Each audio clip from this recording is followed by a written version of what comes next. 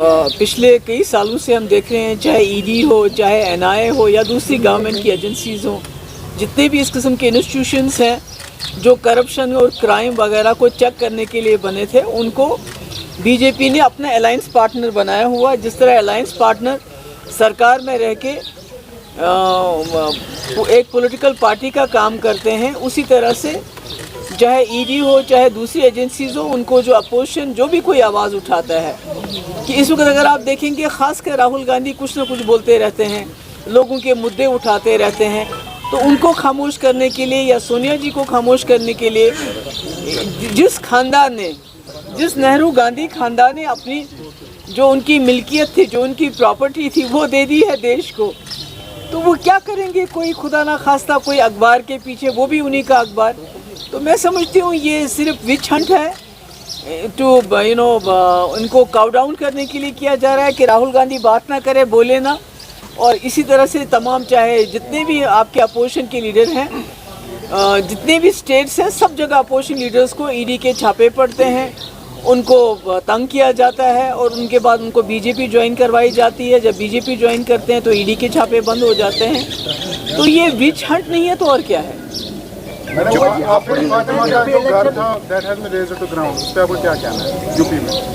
देखिए, जो हिंदुस्तान है ये पूरी दुनिया में माना जाता था भाईचारे के लिए, सेकुलरिज्म के लिए, डेमोक्रेसी के लिए, मगर बीजेपी ने सबका बेड़ा गर्क कर दिया है। जिस तरह से वो 20-25 करोड़ लोगों को, माइनॉरिटीज़ को एलिनेट कर रही है, ना उनका कोई वकार नहीं है, उनकी कोई इज्जत नहीं है, उनके कपड़ों पे सवाल उठाए जाते हैं, उनके खाने पीने पे सवाल उठाए जाते हैं, और अगर वो आवाज़ उठाते हैं तो उनको गोली मार दी जाती है, उनको लिंच किया जाता है, और उसमें सरकार का पूरा हाथ होता है। तो मुझे लगता है कि जो ये मुल्क गांधी और नेहरू ने बनाया था, उसका बिल्कुल उलट कर रही है बीजेपी, और इसके अनफॉर्चुनेटली बहुत ख़तरनाक नताइज हो सकते हैं आने वाले वक्त में, क्योंकि 20-25 करोड़ लोगों को आप बेदखल नहीं कर सकते, आप उनका वजूद नहीं मिटा सकते। तो ये जो बच्ची है जिसके घर पे बुलडोज़र चला, जिसके पहले वालिद को गिरफ़्तार किया, फिर उसकी माँ और बहन को पकड़ के ले गए, फिर उसको और उसकी भाभी को कहा आप भी जेल में चलो, आपको भी कुछ काम है, वो नहीं गई। तो ये एक बदले की सियासत है जिसमें कोई इनके पास कोई कानून का नामो निशान नहीं है, और अनफॉर्चुनेटली बदकिस्मती से जो जुडिशरी है वो खामोश तमाशाई बन के देख रही है। इनका काम तो था इस वक्त, क्योंकि अपोजिशन बात करती है तो उनके पीछे ईडी जाता है, उनको जेल में भरते हैं, मगर जुडिशरी जिसको बात करनी चाहिए थी वो सामने नहीं आ रहे हैं, वो खामोश तमाशाई बन के बैठे हुए हैं।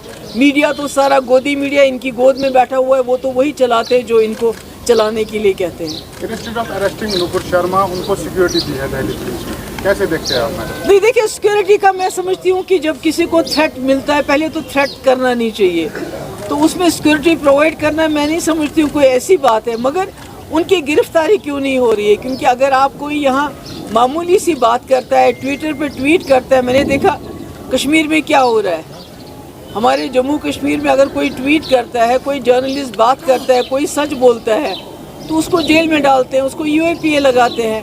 तो वहाँ नुपुर शर्मा ने इतनी बड़ी गलत और ख़तरनाक गलत बात कह दी, तो अभी तक उसके खिलाफ एक्शन नहीं हो रहा है, जबकि पूरे मुल्क में दंगे हो रहे हैं, उसके खिलाफ एक्शन नहीं हो रहा। और साथ में मुझे लगता है कि जो नुपुर शर्मा ने बात की, उसने ऐसे वैसे बात नहीं की, वो बात जानबूझ के की गई ताकि जो उस वक्त कश्मीरी पंडितों की मुसीबत की बात चल रही थी, उनके हलाकतों की बात चल रही थी, जिसमें बीजेपी पूरी तरह से फेल हो गई थी, उससे अटेंशन हटाने के लिए और मुसलमानों को प्रोवोक करने के लिए, ताकि मुसलमान प्रोवोक हो और इनको मौका मिले मुसलमानों के घर उजाड़ने का, उनको जेलों में डालने का, उन पर गोलियाँ मारने का, और उनको हर हिसाब से तंग करने का मौका है। ये नुपुर शर्मा की बात कोई ऐसे वैसे नहीं कही उसने, ये बड़ी स्ट्रेटजिकली ये बात की गई है।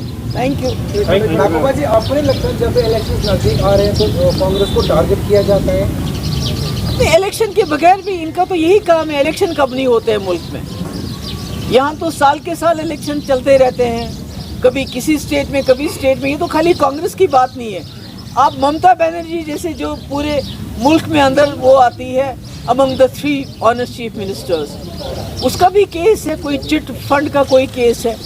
आपका वहाँ का केरला का चीफ मिनिस्टर है जो सबसे ज़्यादा गरीब है अकाउंट्स में, उसके खिलाफ केस है। तो ये इन्होंने छोड़ा किसको है? कांग्रेस को तो करेंगे, क्योंकि at the end of the day it is the Congress who will have to take bull by the horns, और इनको चैलेंज करना पड़ेगा। 12,000 नौजवानों फिर से उन बच्चों को पुलिस स्टेशन में वापस लाया जा रहा है। इनके पास कोई और पॉलिसी नहीं है, डंडे के बगैर, जेल के बगैर, सख्ती के बगैर बीजेपी के पास कोई भी पॉलिसी नहीं है जम्मू कश्मीर को डील करने की। इसलिए नौजवानों को जेलों में डालना, उनको बाहर के जेलों में ले जाना, उनको तंग करना, जर्नलिस्ट को तंग करना, इसके बगैर तो इनके पास कोई पॉलिसी नहीं है। But this policy is not working. आपने देखा कि यहाँ पढ़े लिखे नौजवान जो है अब खुदा ना खास्ता मौत को गले लगा रहे हैं, वो बंदूक उठा रहे हैं, वो मिलिटेंट बन रहे हैं, जबकि उनको पता है कि किसी भी दिन उनको मौत आएगी, मगर वो they feel there is dignity in death rather than living in life with indignity. Thank you. हमारी अपोजिशन पार्टीज हैं या अपोजिशन लीडर हैं, वो खामोश है, वो बात नहीं कर रहे हैं, मगर उनको डराया जाता है, उनको धमकाया जाता है। जैसे अभी आप ईडी की बात कीजिए, आप दूसरे इंस्टीट्यूशंस की बात, एजेंसीज की बात कीजिए, मगर जुडिशरी खामोश क्यों है? मुझे जुडिशरी पे ताज्जुब हो रहा है, क्योंकि judiciary is the last resort. अगर जो हमारी जुडिशरी भी अनदेखी करेगी इसी तरह, तो ये मुल्क तो खुदा ना खास्ता बर्बादी की तरफ जा रहा है, और बहुत ख़तरनाक माहौल बनता जा रहा है, क्योंकि 20-25 करोड़ लोगों को आप इस तरह दुत्कार नहीं सकते, आप उनका वजूद नहीं मिटा सकते। मतलब कि मुझे लगता है कि मुल्क जो है बहुत ही खतरे की तरफ जा रहा है, एक पीसफुल मुल्क एक खतरे की तरफ जा रहा है। पूरी दुनिया में हिंदुस्तान जमहूरियत की वजह से जाना जाता था, सेक्युलरिज्म की वजह से जाना जाता था, आज वही हिंदुस्तान जो है बुलडोज़र की वजह से जाना जाता है, मारपीट की वजह से जाना जाता है, खून खराबे की वजह से जाना जाता है। Thank you so much. Ma'am जिस तरह से अभी सिचुएशन बनी हुई है, उसमें अगर देखेंगे बहुत ही कमज़ोर आजकल की अपोजिशन लग रही है। जिस तरह से हमने देखा कि पास्ट रिजीम्स में जो गवर्नमेंट्स थी उसमें अपोजिशन बड़े बढ़ चढ़ कर बोलती थी, लेकिन आजकल के दौर में अगर देखेंगे अपोजिशन चाहे किसी भी स्टेटमेंट हो या यूटी में हो, अपोजिशन बोल नहीं पाती है। क्या खौफ है, डर है, क्यों नहीं वो बोल पाती? खौफ तो है ही। अभी ईडी, मैंने पहले कितनी बार कहा, जितनी भी गवर्नमेंट की एजेंसीज हैं वो एजेंसीज की तरह काम नहीं कर रही हैं, वो गवर्नमेंट के अलायंस पार्टनर्स की तरह काम कर रहे हैं। जो उनको गवर्नमेंट कहती है वही करते हैं, और अपोजिशन लीडर्स को जेल में डालते हैं। चिदम्बरम, कैन यू इमेजिन, उसको 3 महीने जेल में रखा, उसके बेटे को। सोनिया जी, राहुल गांधी, जिन्होंने अपने जो उनके जो ग्रेट ग्रैंड फादर्स हैं, उन्होंने इतनी प्रॉपर्टी दी है, इस मुल्क को डोनेट की है, तो उन्हीं को आज कहते हैं कि भाई आप चोर हो। तो अब क्या कह सकते हो आप ऐसे में? अपोजिशन ऐसे में क्या कर सकती है? पर जुडिशरी का बहुत बड़ा रोल बनता है। अगर जुडिशरी इंटरवीन करे तो बहुत कुछ हो सकता है, मगर मुझे लगता है जुडिशरी में भी हमारे जज जो हैं, कहीं ना कहीं जो मॉर्निंग वॉक के लिए एक बार गए थे, तो उनका बाद में खुदा ना खास्ता क्या हशर हुआ था, तो शायद उन पे भी दबाव होगा किसी किस्म का, मुझे मालूम नहीं। मैडम, मुझे कौन सी करप्शन की है बताओ? नायलन चप्पल पहन के वो 1-2 कमरों में रहती है, कौन सी करप्शन की है? यहाँ जो हमारे लीडर हैं इनके, वो तो दिन में 10-10 ड्रेसेस बदलते हैं, 4-4 लाख के कपड़े पहनते हैं। उन्होंने करप्शन नहीं किया तो उसने करप्शन किया। मैम लास्ट नहीं, दौलत लुटा दी हो इस मुल्क के लिए। आज उसी खानदान को ये कहते हैं कि भाई तुमने करप्शन किया, वो भी उस अखबार के लिए जो उनका अखबार था, जो उसको जवाहरलाल नेहरू ने शुरू किया।